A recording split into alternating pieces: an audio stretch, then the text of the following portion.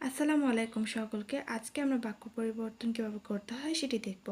এখানে আমি কিছু বাক্য নিয়েছি এবং সেগুলো নির্দেশনা অনুযায়ী পরিবর্তন করব। এখানে 1 নম্বর আমাকে বলেছে মিথ্যাবাদীকে সবাই ঘৃণা করে। এটি একটি অস্তিবাচক বাক্য। এই অস্তিবাচক বাক্য থেকে আমাকে বলেছে নেতিবাচক বাক্যে নিয়ে যেতে। কিন্তু এই সময় একটি বিষয় লক্ষ্য রাখতে হবে, আমি এটিকে নেতিবাচক করলেও দেখতে হবে যাতে এর বাক্যের অর্থ কোনোভাবে পরিবর্তিত না হয়। এখানে মিথ্যাবাদীকে সবাই ঘৃণা করে, তাহলে আমি যদি বলি মিথ্যাবাদীকে সবাই ঘৃণা করে না, তাহলে কি বাক্যের অর্থ পরিবর্তন হয়ে যাচ্ছে না? এরকম করা যাবে না। এমনভাবে পরিবর্তন করতে হবে যে নেতিবাচকও হবে কিন্তু অর্থ ঠিক থাকতে হবে। তাহলে আমি এখানে বলতে পারি মিথ্যাবাদীকে কেউ ভালোবাসে না। মিথ্যাবাদীকে কেউ ভালোবাসে না। কেউ ভালোবাসে না। তাহলে এখানে নেতিবাচকও হয়ে গিয়েছে এবং অর্থ পরিবর্তন হয়নি। দেখো, মিথ্যাবাদীকে কেউ ভালোবাসে না, তার মানে মিথ্যাবাদীকে সবাই ঘৃণা করে।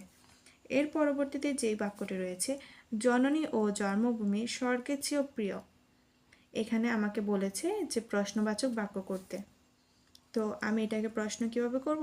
জননী ও জন্মভূমি কি স্বর্গের চেয়েও প্রিয় নয়?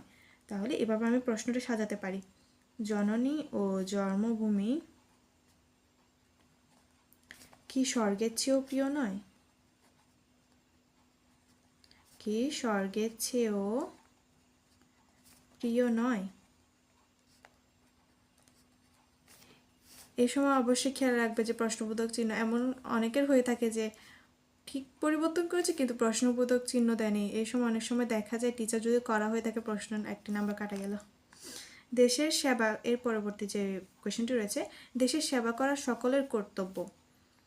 এখানে আমাকে বলেছে এটাকে অনুজ্ঞাসূচক বাক্যে পরিবর্তন করতে। এটা একটি নির্দেশসূচক বাক্য না, এটা থেকে অনুজ্ঞাসূচক বাক্যে পরিবর্তন করতে বলা হয়েছে। তাহলে আমরা বলবো সবাই দেশের সেবা করো।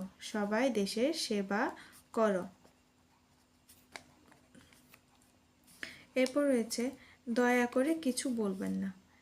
দয়া করে কিছু বলবেন না, এখানে কি এটা অনুজ্ঞাসূচক বাক্য না যে অনুরোধ করছে দয়া করে?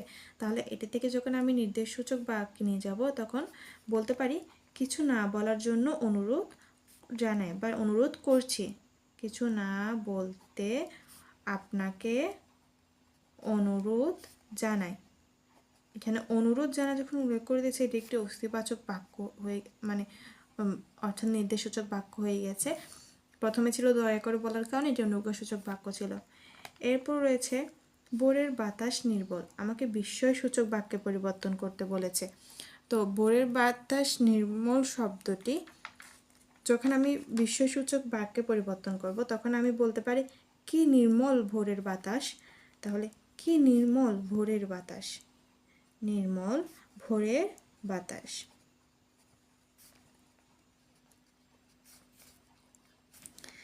তারপর বলেছে সর্বদা তার মনে দুঃখ।